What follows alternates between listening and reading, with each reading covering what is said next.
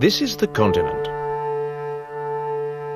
And these are the towns and cities, blue, yellow, orange, green. Here are their inhabitants, who are all extremely clever in the sciences, the arts, gastronomy, and economy. They're also very gifted, it must be said, with a keen sense of efficiency, innovation, and progress. People just like you and me, really.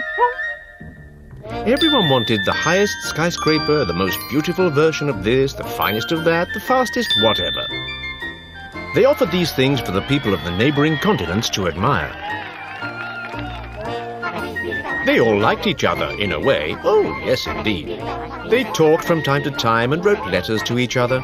They held conventions, symposiums. They sometimes flirted, and some couples even got engaged to marry. But it didn't go beyond that. Some of them, however, had a much sharper attitude, and they decided to build tunnels or bridges, just to give their neighbors the benefit of their wonderful food, their mechanical devices, their smart tools. Let's call this lot the McBridges.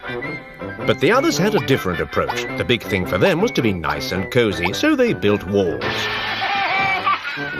We'll call these the muck walls, though it's possible that some were both at the same time. A bit of a McBridge in one way, and like a muck wall in other things. All that led to a terrible mix-up of bridges, walls, wires, factories, monuments. All the very best quality, needless to say, but a dreadful tangle all the same. And then one day... Yes! Red alert! Can't you see, over there, in the distance, that threatening continent looking really deadly? Can't you see those inhabitants armed to the teeth? They're on their way here, for sure. They've come to fish our precious herrings, our lovely lobsters, our only reason for living and hoping. They should have taken the offensive while there was still time. But the continent, unfortunately, despite all its wealth and equipment, was not well organized for that.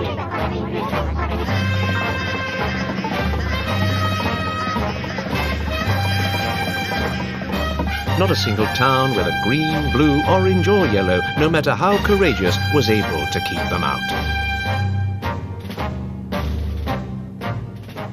There was only one thing to do. Rebuild the continent so it could defend itself, and then conquer.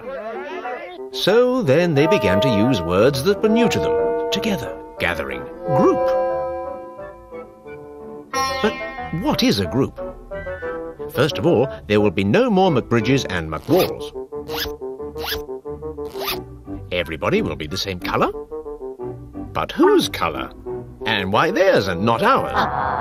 Right, they would find the average, a blend. But no, that wouldn't be very attractive at all.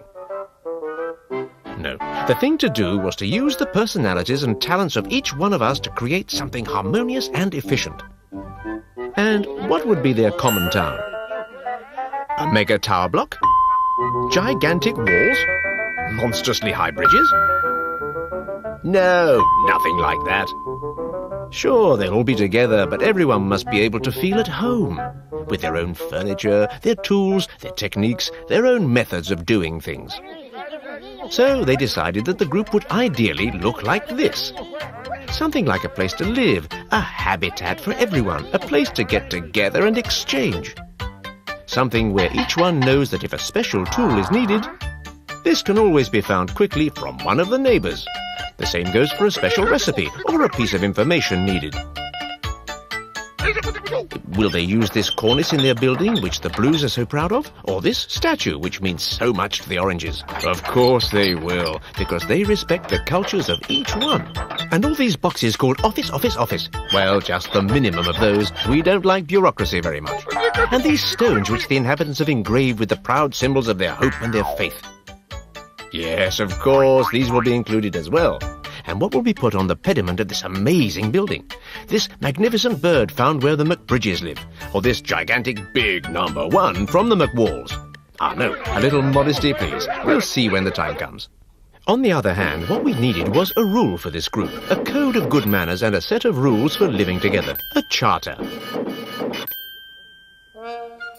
It would be displayed at the entrances to buildings and at crossroads, along with this formula, which is the foundation of the new mathematics of the group.